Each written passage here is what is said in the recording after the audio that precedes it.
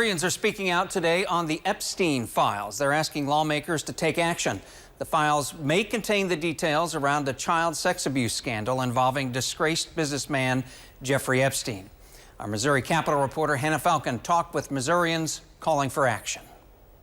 Missouri's elected leadership has mixed opinions on whether the Jeffrey Epstein files should be released. But one Missourian says the issue with her representative is not what she has to say, I don't know where she is, but whether she'll say anything at all. Kathy Williams lives in Representative Ann Wagner's district and tries to communicate with the Congresswoman about her opinions, but says she's hard to reach. Now she's calling on Wagner to speak out on the Epstein files. If this individual has information that could help us legally hold anybody accountable for the abuse of women and children, I think that needs to come forward. I tried several times to reach Wagner Monday. I was trying to get a statement from Representative Wagner about the Epstein files, but did not get an answer. Other Missouri lawmakers have spoken out about the files, like Senator Josh Hawley. So the DOJ should release whatever they can. Senator Eric Schmidt is on the record calling for transparency. Democratic Representative Emmanuel Cleaver posts "release the files" on social media. Advocacy group Progress Mo says it's an elected leader's job to speak out on these issues. When we just hear nothing from our congresspeople, it feels as though they don't care about us,